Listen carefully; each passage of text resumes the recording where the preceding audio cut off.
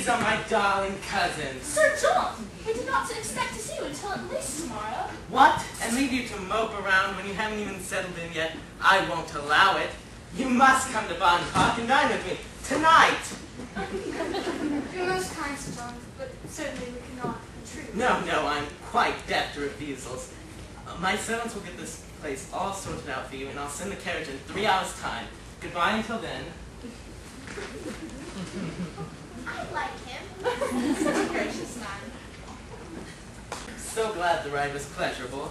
I'm sure you are going to adore the soup tonight. It's going to be an exotic mushroom and herb mixed with rosemary and whatnot. One of my favorites. I do like rosemary. Oh, Brandon! Dear cousins, this is my good friend Colonel Brandon. Brandon, these are the Dashwoods. Elinor, Marianne, Margaret, and their delightful mother. I've heard so many good things about you all. And you know, Brandon, Miss Marianne plays a delightful pianoforte. Is it true you enjoy music, Miss Marianne? Yes, I do adore the pianoforte, but do not believe all of Sir John's compliments. Well then, perhaps after dinner you could honor us with a performance. If Sir John does not mind, of course. No, of course not. It's about time for that old thing to be put to use. I am sorry. I had to leave all of my sheikahs to get Roland. I have only memorized melancholy tune. Oh. Well, let's see. Colonel Brandon is also quite distinguished in his musical abilities. Perhaps a duet or two is in order. I do not know any duets. Well, let's not stand around talking. Let's head right this way to the dining room. You know, Brandon, I think Miss Marianne is quite enamored with you. You must be imagining things again, John. But it does not matter whether she feels anything for me or not. A beautiful girl of her age could never love me. Oh, you're not that old, and you are quite rich, if I do say so myself. That can only help you in your pursuits. I think you stand a very good chance with her. You two would make a handsome couple. That is entirely beside the point. Meanwhile, aren't the ladies waiting for dinner? Oh, yes, dinner. How could I have forgotten? Oh, we just got back from dinner, and it's going to rain. I do not want to go for a walk. That may have been one of the dullest parties I have ever been to. And why did you have to bring up Edward Ferrars at dinner? You knew Sir John would tease her about it. I only said Elinor liked a man whose name began with F. Oh, right now.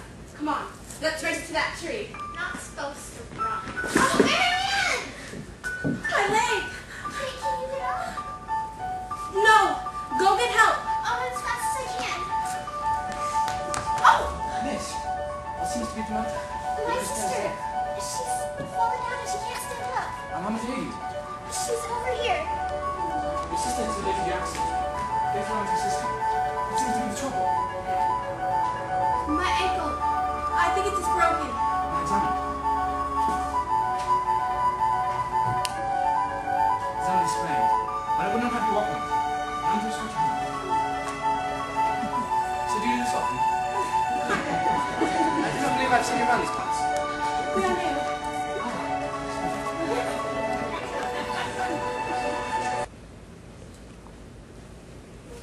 Good evening, Mrs. Jennings. These are my most recent acquaintances, the Dashwoods. Delighted to meet you. I'm so glad you've come to my little party. I heard Dashwoods were handsome girls, but you surpass Sir John's description of you. And you, Mr. Willoughby, are you still riding as fiercely as before? Yes, ma'am. Quite as fiercely as ever. Oh, Willoughby, I simply must play for you my favorite piece on the pianoforte. Young love, nothing can stop it. Or, for that matter, contain it to keep manners proper. Oh well. I'm sorry, Mrs. Jennings, but you must be mistaken. My sisters only know Willoughby for a month. But that didn't stop you from falling head over heels for Mr. Ferrars, now did it? Oh yes, Sir John told me all about it. I'm sorry, Elinor. I just said you liked a man whose name began with F. I didn't mean to. I've known Edward for a week, and I don't. We're not.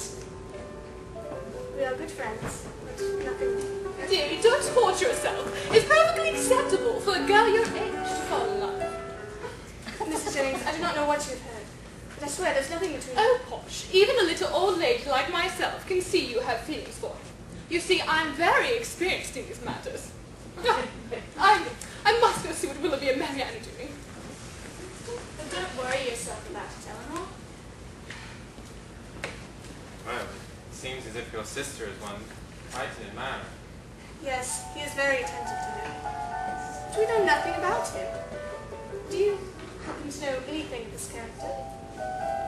Unfortunately, I do not. However, I would be careful around a man who knows so little about. Oh yes, I'm aware we need to be careful. Marianne is just too naive.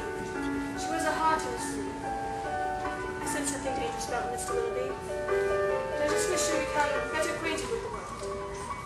I'm aware it's dangerous. I once knew a young girl, much like your sister. She did become better acquainted with the world, and it ruined her.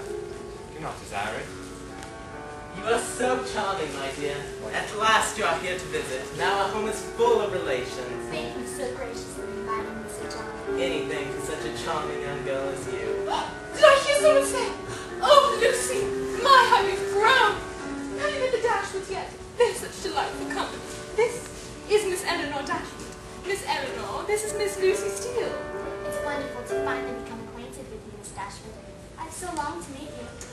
And Lucy, you wouldn't believe the stories going around about Miss Elinor. You see, she's taken quite a great liking of a Mr. Ferrers. I do hope they get married. They're quite a good match for you, Elinor. Mr. Robert Ferrers? Oh, of course not, dearest. He is far too droll. Edward, of course. Mrs. Chiddings, please. Oh, Brandon. This message just arrived for you. Well, now, it didn't just arrive, you see. It actually came a little earlier, but I left it in my pocket. Now, what I don't understand... I must leave immediately for London. Forgive me for my abrupt departure. What? Leaving already? What? We haven't even eaten yet. It is very nice to meet you, Miss Steele. Aren't we so lucky Sir John is so kind as to have some guests? Yes, quite. May I ask a favor of you? What do you mean? I've heard you are a good friend of Edward's, so I don't think you would mind me telling you. If you told me what? Lucy, we've only just met. If it is anything of great importance, perhaps I'm not the best person to confide in. Oh, but I can already tell how trustworthy you are. I believe you will not spill my secret. You see, Edward and I have been engaged secretly these past 4 years, but family connections have stopped us from marrying. I've not told a soul, and the stress of it has been wearing me down. I had to confide in someone, Elinor. I needed someone to talk to. You understand, don't you? I simply cannot stand it. I must know what you're saying. So you will keep my secret. I wouldn't dream of exposing it. Oh, bother. All the interesting conversation ends when I arrive.